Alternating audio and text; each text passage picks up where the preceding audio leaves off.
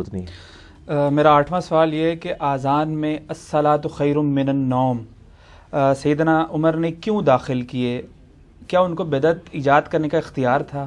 سیدنا عمر ہو یا کوئی بڑے سے بڑی پرسنالٹی ہو، کسی کو اسلام میں بدعت داخل کرنے کا کوئی اختیار نہیں ہے، کیونکہ نبی علیہ السلام نے کیٹیگوریکل مینشن کر دیا ہے، بخاری مسلم میں موجود ہے کہ آپ صلی اللہ علیہ وآلہ وسلم نے فرمایا من احدث فی امرنا ھذا فہو رد، جس نے ہمارے دین میں کوئی چیز داخل کی وہ مردود ہے، چاہے کوئی بھی کرے۔ تو یہ بہت بڑا جھوٹ بولا گیا خصوصاً حنفی علماء کی طرف سے، دیوبند اور بریلویوں کی طرف سے۔ اپنی بدعتوں کو حلال کرنے کے لیے انہوں نے سیدنا عمر کو تختہ مشق بنایا، اور شیعہ نے بھی اس حوالے سے سیدنا عمر کو ٹارگٹ کیا کہ بھئی الصلاۃ خیر من النوم کے الفاظ سیدنا عمر نے اذان میں داخل کیے ہیں۔ سیدنا عمر یہ کیسے کام کر سکتے تھے؟ ان کی کیسے جرت تھی کہ یہ کام کرتے؟ الصلاۃ خیر من النوم کے الفاظ نبی صلی اللہ علیہ وآلہ وسلم نے خود تعلیم فرمائے ہیں۔ صحیح مسلم کے اندر حدیث موجود ہے کہ جو ابو محذورہ صحابی تھے رضی اللہ تعالیٰ عنہ، ان کو نبی علیہ السلام نے خود اذان سکھائی ہے، اور اذان کے الفاظ موجود ہیں جو اہل سنت کے ہاں اذان دی جاتی ہے۔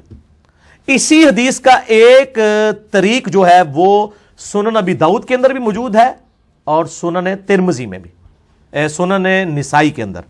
اور نسائی جو ہے نا بخاری اور مسلم کے بعد اس روایت پہ سب سے صحیح ترین کتاب ہے سنن نسائی، سب سے کم ضعیف روایتیں اس میں ہیں۔ بخاری مسلم تو صحیح احادیث ہے نا، یعنی کتب ستہ کے اندر۔ سنن نسائی کے اندر انٹرنیشنل نمبر کے مطابق 634 نمبر حدیث ہے، سنن ابی داؤد میں موجود ہے، لیکن نسائی والی روایت مضبوط ہے۔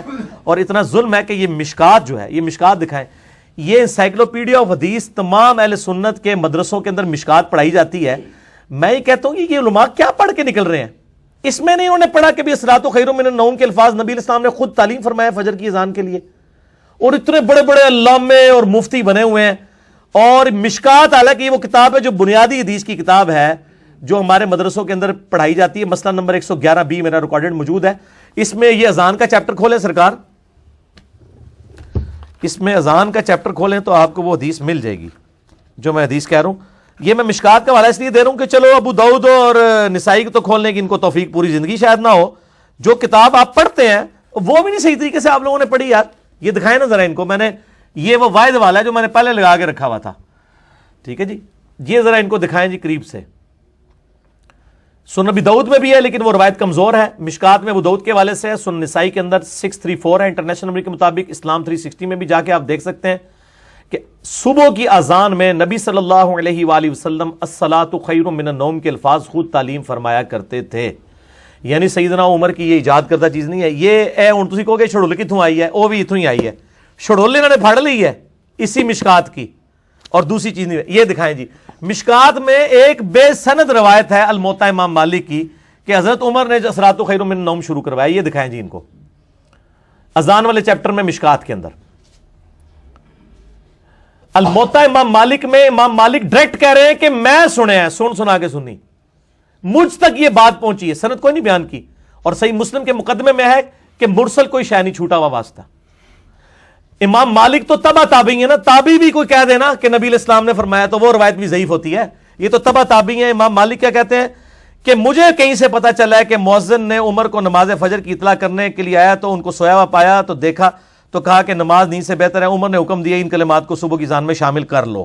نعوذ باللہ من ذالک، یہ جعلی روایتوں نے بیڑا غرق کی ہے، یہ بالکل بے سند روایت ہے۔ اور آپ دیکھیں پبلک میں انہوں نے یہ بتا دی، اس سے پہلے جو روایت تھی جس میں نبی علیہ السلام نے خود الصلاۃ خیر من النوم جو ہے وہ سکھایا، وہ نہیں انہوں نے بتائی۔ انہوں نے اپنے بزرگ بابوں کی بدعتیں اور دین میں داخل کی ہوئی ساری کی ساری جھوٹی چیزیں جسٹیفائی کرنے کے لیے تو یہ جھوٹ جو ہے الصلاۃ خیر من النوم والا جو ہے نا وہ، اور یہ مرسل کی تباہی میں آپ کو بتاؤں، یعنی یہ مرسل جو اس طرح کے جھوٹی بھی جو روایتیں ہیں وہ انہوں نے دین کے اندر بڑا بیڑا غرق کیا ہے۔ میں آپ کو یہ فقہ حنفی اور فقہ مالکی میں زیادہ ہی کمزوریاں پائی جاتی ہیں نا، اور فقہ شافعی اور فقہ جو حنبلی ہے وہ کتاب و سنت کے قریب ہے، وہ بھی پرفیکٹ نہیں ہے۔ حجت اللہ البالغہ میں شاہ ولی اللہ دہلوی نے ایک بڑی پیاری بات لکھی ہے، وہ کہتے ہیں وہ چونکہ حنفی پیدا ہوئے تھے، بعد میں انہوں نے حجت اللہ البالغہ میں لکھا کہ دور حاضر میں اسلام اس امت کے اندر اماموں کی اندھی تقلید نے امت میں گمراہی کا دروازہ کھولا ہے۔ یہاں پہ وہ دیوبند بریلوی کہہ رہے تھے نہیں شاہ ولی اللہ تو ہمارے تھے، کٹر حنفی تھے، انہوں نے تقلید کو لکھا ہے کہ یہ بدعت ہے، اور گمراہی کا دروازہ حجت اللہ البالغہ کے نوٹس ریسرچ پیپر نمبر 13 کے عنوان سے اہل سنت پاک .com سے ڈاؤن لوڈ کر کے پڑھ لیں. اور شاہ ولی اللہ پہ میرا مسئلہ نمبر 113 ہے, وہ بھی 13 ہی ہے. 13 ان لکی نمبر, وہ امریکن وہ 7 کو لکی نمبر کہتے ہیں, وہ 13 کو ان لکی ہے تھوڑے واسطے جو تسی جھوٹ مارا ہے نا, پکڑا گیا تھوڑا. تو شاہ ولی اللہ دہلوی کے پورے نظریات میں نے اس میں الفوز الکبیر سے حجت اللہ البالغہ سے نقل کیا. حجت اللہ البالغہ میں شاہ ولی اللہ دہلوی لکھتے ہیں کہ جب میں نے دقت نظر سے دیکھا کہ یہ فقہ حنفی اور فقہ مالکی میں اتنی خرابیاں کیوں پائی جاتی ہیں کتاب و سنت کی مخالفت میں, تو کہتے ہیں میں نے اس زد پہ پہنچا کہ امام مالک اور امام حنیفہ رحمہ اللہ میں ایک کمزوری تھی کہ وہ تابعین کے اقوال سے بھی دینی مسائل اخذ کر لیتے تھے, جبکہ امام شافعی خصوصاً اور امام احمد بن حنبل اس وقت تک دینی مسئلہ نہیں ڈیٹیکٹ کرتے تھے جب تک کہ کوئی مرفوع یا موقوف حدیث نہ مل جائے ان کو, موقوف صحابی تک, مرفوع نبی علیہ السلام تک. اور یہی وجہ ہے. اب یہ فقہ مالکی والوں نے تو اثرات و خیر من النوم کو بدعت کہنا ہے نا, بدعت حسنہ, کیونکہ امام مالک کے پاس مرفوع روایت نہیں ہے اور ہم مرفوع روایت آپ کو دکھا رہے ہیں. آج کی ڈیٹ میں تو آپ فیصلہ کر چلیں, اس وقت امام مالک کو غلطی لگ گئی یا اور کسی, آج تو نہیں کسی کو غلطی لگنی چاہیے نا. تو یہ مرسل کی تباہی ہے. اور شاہ ولی اللہ دہلوی نے لکھا ہے حجت اللہ البالغہ میں کہ فقہ حنفی اور فقہ مالکی کی خرابیوں کی وجہ یہ ہے کہ تابعین کے اقوال کے اوپر انہوں نے اپنی فقہ ساری بنا لی ہے زیادہ تر, اور انہوں نے یعنی مرفوع اور موقوف روایتوں کی طرف توجہ نہیں دی ہے. اور جب بعد میں وہ روایتیں نکلی تو ایک انہوں نے کہا یہ ساڑیاں بھی دیزا سن گھوم گئیاں, وہ گمیاں نہیں, وہ ہے ہی نہیں سن پائی. ٹھیک ہے جی. تابعین بھی تو سب سے زیادہ کذاب اور جھوٹے لوگ تابعین کے اندر ہیں. خوارج کون ہے؟ تابعین. مسلم کا مقدمہ پڑھ کے دیکھیں, جتنی جھوٹی روایتیں گڑھنے والے, ابان بن ابی عیاش کون ہے؟ تابعی ہے, جس نے وہ حضرت عمر والا وہ جھوٹا واقعہ گڑھا ہے کہ حضرت عمر نے جو ہے وہ سیدہ فاطمہ سلام اللہ علیہا کے اوپر دروازہ پھینکا اور وہ شہید ہو گئی, جو آج تک ہمارا ہاں یزید بھی تابعی ہے, حجاج بن یوسف. تو تابعیوں نے کون سا سمجھنا ہے؟ تو یہ نہیں ہے. سارے مطلب جتنے غلیظ قسم کے لوگ تابعین کے اندر پیدا ہوئے ہیں نا, وہ آج بھی اس زمانے کے لوگ نہیں موجود ہیں, لیکن جو اچھے ہیں وہ اچھے ہیں. ٹھیک ہے. جب صحابہ میں کئی مرتد ہو گئے آپ علیہ السلام کی وفات کے بعد, جو قانونی طور پہ صحابی تھے, قانونی صحابی اور حقیقی صحابی میں فرق بھی میرا ایک کلپ ہے, مسئلہ 96 میں سے کاٹا گیا, وہ آپ دیکھ لیں. تو تابعین کس جو کھیت کی مولی ہیں. ٹھیک ہے جی. تو میرا خیال ہے اتنا جواب کافی ہے. اثرات و خیر من النوم کے اوپر اب بڑی تسلی ہوگی. آندہ ہے کئی ہو لوگ پڑھ لکھ گئے تھے, اس لیے کہتے ہیں جناب وہ ایک منڈا آیا ہے جناب, وہ انجینئر, کسی نے نہیں چڑھتا. بھائی اللہ نے بندہ تسی اپنے آپ خود ہی نہیں چھڑے ہوا, من تو موقع مل گیا. اچھا لوگ کہتے ہیں جی آپ کامن ٹرمز پہ بات کر کے نا تو امت کو جوڑیں. یہ کوشش تو ہمیشہ سے ہو رہی ہے, جوڑ کے دسو. ہم نے جو ہے نا اختلافی موضوعات اس کو ڈسکس کر کر کے امت کو جوڑ دیا الحمدللہ. کیونکہ جب ایک بلی کو پتا چلا کہ یار یہ میری دم کٹی ہے تو باقیوں نے بھی کٹی ہے, انہوں نے کہا چلو ٹھیک ہے پھر کٹھے ہی ہو جانے ہیں. اب سارے کٹھے ہو گئے ایک ہی پلیٹ فارم پہ, سنی بھی ہیں, شیعہ بھی ہیں, دیوبندی بھی ہیں, بریلوی بھی ہیں, اہل حدیث بھی ہیں, وہیں پہ کٹھے ہیں کہ یار چلو ساڈے بزرگوں نے تواڈے نے تے کیتی ہے نا, چلو ایک ہو جائیں اسی. تو یہ ایک بڑے کارگر رہا ہے, بجائے کامن یعنی کامن ٹرمز پہ کٹھے ہوئے, لیکن کامن ٹرم یہ کہ تواڈے باوے بھی ہاتھ کر کے تواڈے نال ساڈے نال بھی ہاتھ کر کے گئے نے, یار آؤ گلے رکھ کے روئیے, دوواں دے باوے نے ایک دوسرے نال ہاتھ کیتا ہے. تو اس کی وجہ سے لوگ جو ہے نا وہ اس یہ جو انہوں نے اپنے مسلک اور مذہب کی میت کے اوپر اکٹھے ہو گئے ہیں الحمدللہ, رو کے ایک دوسرے سے گلے لگ کے کہ یار غلطی تواڈے بزرگاں نے بھی کیتی, ساڈے نے بھی. بچپن تو پڑھاندے رہے الصلاۃ خیر من النوم, وہ جی حضرت عمر نے داخل کیتا سی, ہم اگر یہ جلسے جلوس کر رہے ہیں تو یہ کون سی مطلب اس میں کیا بھی بدعت حسنہ ہے. اے ختم ہو گیا جے.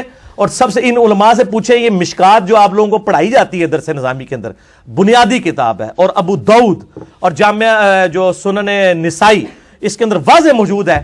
اب آپ کے علماء کو دھوکہ لگا, یا یہ پکے انہوں نے منافقت کی آپ کے ساتھ, یا یہ بالکل چٹے ان پڑھ اور جاہل ہیں, ان کو پتہ ہی نہیں, انہوں نے حدیث کی کتابیں پڑھی کوئی نہیں ہوئی ہیں. یہ خالی پڑھی ہوئی ہیں, پڑھی ہوئی نہیں ہے, ان کے شوکیسوں میں پڑھی ہوئی ہیں. ٹھیک ہو گیا, پاس کرو منو اور پاس نہ لازم منو غصہ چڑھ جائے گا پھر. سوال نمبر 9 ہے کہ ایک بھائی کا سوال ہے کہ تبلیغی جماعت والے یہ جو سہ روزہ کرتے ہیں یا چلے لگاتے ہیں, یہ اس کا بھی شمار بدعت میں ہوگا؟ ہاں جی, اگر وہ چلے لگا رہے ہیں تبلیغی جماعت والے تو بریلویوں کے نزدیک بدعت ہوگا, اور اگر دعوت اسلامی والے 4 روزہ لگا رہے ہیں مدنی قافلہ تو وہ ٹھیک ہوگا, کوئی بدعت نہیں ہے. یہ زیادہ تر ہنگامہ کھڑا کیا اہل حدیث نے. اہل حدیث کو تو بدعت کی ڈیفینیشن کبھی سمجھ ہی نہیں آئی ہے. جو انہوں نے ڈیفینیشن پبلک کو بتائی ہے اس کے تحت خود یہ بدعتی ہیں. ختم بخاری نہیں کرواتے اہل حدیث, کہتے ہیں ثواب کے لیے نہیں کراتے, تو آپ بورڈ کے اوپر لکھا کریں اتنا موٹا کہ بغیر ثواب کے نیت سے ختم بخاری میں شریک ہوں, تاکہ تانوں ہی کرپیا بھی چندہ کوئی نہ دے. لوگ کہیں کہ ثواب لبڑا دے عمل ہے جا کے پو تھے ثواب کے لیے ہو رہا ہے. یار یہ انتظامی معاملات ہیں.